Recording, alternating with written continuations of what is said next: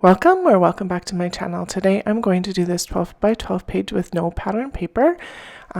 And this picture is of my daughter and my husband from last summer, and she just took a selfie of them, so it's pretty cute. And then I have this 5 by 5 piece of cardstock I'm using as a template. I just traced around it to give myself an idea of where I want my stitching to go. And then I am going to plan out this a little bit by using the stitching template, and now I've skipped ahead to actually poking holes because it was a long video to begin with. And now I'm gonna start with the stitching. I'm just gonna do a back stitch on these curly cues they're gonna look like vines to me today. And when I'm doing the stitching, I try to catch my end between a stitch, especially if I'm using a back stitch. It keeps it so that I don't have any knots and I don't have to use washi. If I don't catch it, that's okay too. I'll use a piece of washi tape to secure it if I have to. But this time I didn't need to. So I'm literally just doing a back stitch up and down, and I'm using some DMC floss, and the embroidery floss, I'm using the whole strand. I haven't actually split this at all. Most of the time I do split and use 3 or 4, and this time I didn't. I took this up with my daughter and we watched a TV show and I finished that part of things. And so then this is where we're at now. That whole process that I just kind of skipped through took me probably 3 hours. So between watching TV and talking with my kiddo and that kind of stuff. And then I thought about backing this in black. I am definitely going to put it up on a little bit of this foam, but I am not entirely sure, so I'm going to go to stitching some more. So I decided to do these flowers that are, I think they're called a woven flower. I've never done much of embroidery like this before. I've done lots of cross stitch, just not so much of this. So to start with these, you need to do 5, like a star. So 5 lines making a bit of like a star. So I'm just going to go up and down to get those all in. And there we go. And then you come up on the inside close to one of your stitches. I'm just finishing that off. So close to that stitch, but not on that stitch. And then you're going to weave under, over, under, over. So I'm going to go under first, and then over, then under,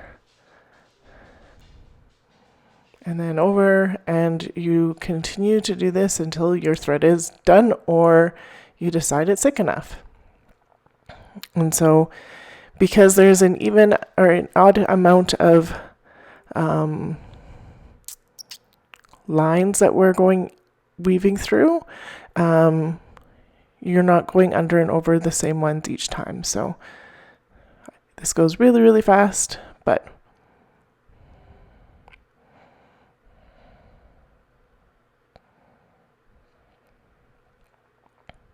I've sped it up to, I think, 8 times speed, so you're not seeing all the stitches. And then when you get it to about where you want it, I'm pretty close on that one. And sorry about my head. I just pull it right back through and then tie it off underneath. So just so that the long piece is there. And then I'm going to put in another one over here. And I just made a little template on my 5 by 5 for the flowers, so they're similar in size. And so I didn't make you watch this whole one again because I hope you get the gist of it. And then just in and underneath, which you can't, there we go, underneath, and snip my thread, and there's another one in. And so those are the first times I've done those, so that's kind of fun. And so now I'm thinking I need some up here. I also want to do a lazy daisy. So I pulled out this orange, and I'll show you one of the lazy daisies, which is also one of the, I've seen it done a lot, but I hadn't actually done it myself before. I've done the chain stitch before, but not in a daisy form. So I am going to use all of the thread again for the embroidery floss, and I am going to start in the center and go back through the center, and it makes a loop, and then you're going to come up where your petal end is, and you're going to loop through the hole, like the loop there. You're going to pull tight, but not too tight, and then there's a little stitch that anchors that petal. And then you're going to come up again through the center.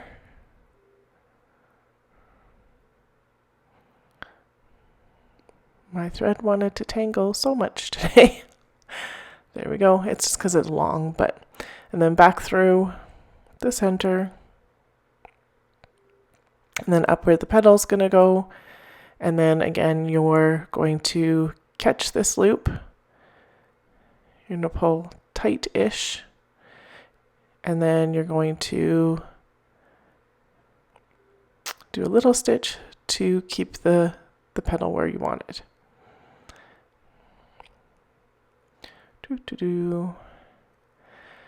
And this is a little bit harder on paper because you want that stitch to anchor your petal to be close, but you can't have it too close because then it just rips the paper.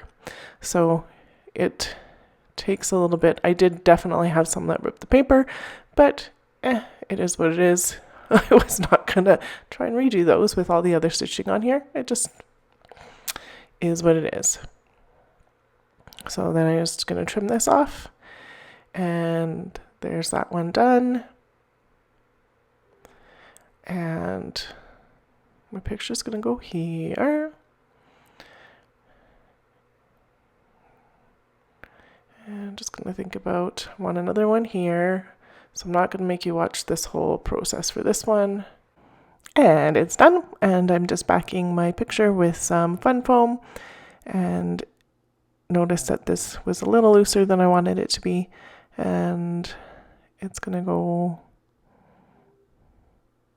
here. I do want it to be like straight. So I'm using my T-square ruler. And so I like that so far. I am going to use some napkins on my page. So I really like the monarchs that are on this napkin. And normally I just use napkins in my art journals, but I decided today that it could go on here. Just to tie in a little bit of more of the orange. So the lazy daisies are in orange. There's orange on my husband's t-shirt. My daughter has a necklace that she made out of elastic loop. I can't remember what they're called. The elastics that make jewelry. Yep. And then I found this little piece from Studio Calico, and it says "You Are My Sunshine," and it's the right color, yellowy orange. So it's going to go there. And I decided I need another one of these, so I'm not going to make you watch me cut that one out. And then probably another one up there, and I do want something else up there. It is not balanced yet, and I know that it's not balanced yet, but I'm going to finish this corner off first and get this all glued down, and now I'm going to work on this other corner.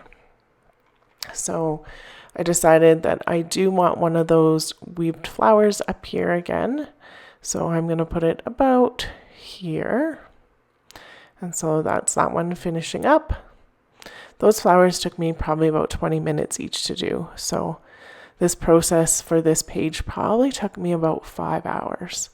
And then I'm going to put in another lazy daisy right here. So just getting it started, and it's done. And then another flower, or another butterfly from the napkin, and I'm just peeling off the backing from these two. The other two are already glued down. And so I'm thinking those, it's just the green is not, it extends further down from the square on the bottom than the top, and it's bothering me. So I am going to, actually I'm going to put one more lazy daisy on here, and then I'm going to add some more green. So this is how I planned out my lazy daisies, is with my T-square, and then I made 6 petals with them being 1 centimeter apart. So this is the last bit of this one. And those 2 on the top didn't anchor well, so I will fix that a little bit with some glue in a minute, because they will come out a little bit better. So not sure I like that one there.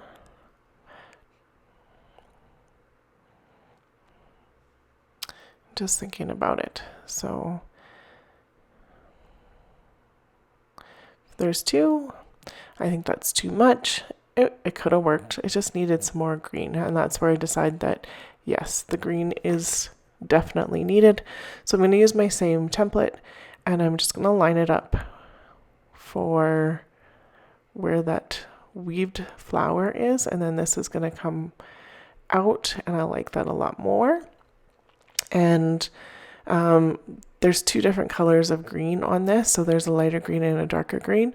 So the main square is in darker green, and then I do have some lighter green that you can see in the close-ups. And now I'm gluing down this butterfly, and I'm just using some tacky glue and getting that on there. And then here's where I fix the petals a little bit, because the way they were anchored, they weren't staying apart, and that's okay. But so there we go. And I want my title to nestle right in here. This is a Studio Calico stamp. And so I've never used this stamp before. I just got it in November when they had their big sale. And so I pulled out some ink. So I have the pink fresh one out and the Color Theory. And I decided to go with the Color Theory. And so I've not ever used the stamp before, like I said. So I'm just going to make sure it's going to stamp nice, because on my page there's all that work I've already done. So it went on pretty nice, which is cool. And now I'm just going to put it on and just making sure it's right where I want it to be. Before I ink it up, I do have that piece of fun foam underneath, and so I'm just gonna push it down and I get a nice impression, and I'm pretty happy with that. And so the last thing I want to do on this page is add some embellishment. So I've got that green done on the top that I didn't make you watch, and my butterflies are on, and I'm happy with the 3 of those. And so I'm going to use some of these Prima enamel dots, and they're have a little bit of sparkle on them, and they're an orangey peachy color. On the 3 that went in the weaved flowers, those have a little bit of gold on them, because I thought it matched really nicely. And so I'm putting them on the centers of all the flowers to start with, and then I have all of these peachy orange ones left. So they are also going to go around this vine, kind of like buds on a flower. And so they're just literally going to get sprinkled everywhere. And I like this because my youngest always likes a little bit of sparkle on her scrapbook pages.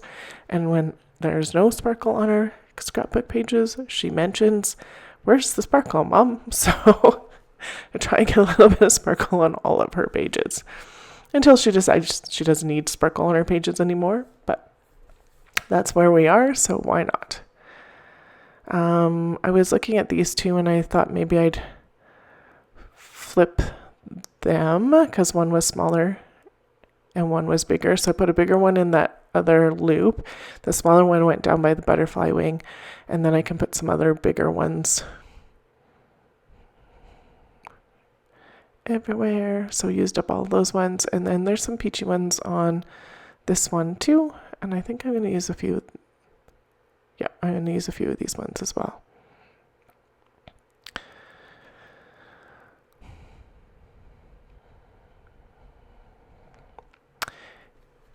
And some more up here.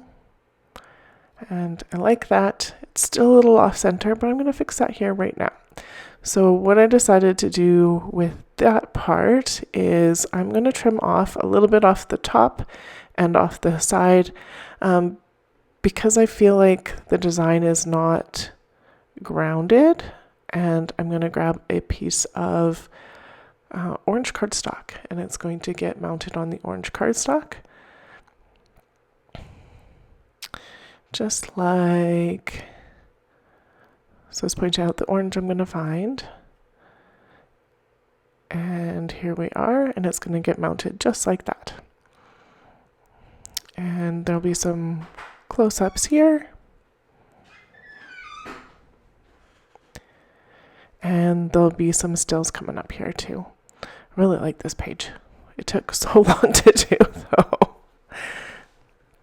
All right, here's some close-ups. If you liked my video today and my scrapbook page, I'd really appreciate a thumbs up. If you haven't subscribed to me yet, I would really appreciate that. And there'll be some other videos here for you to watch if you're interested. Thank you so much for watching today. Have yourself a great day.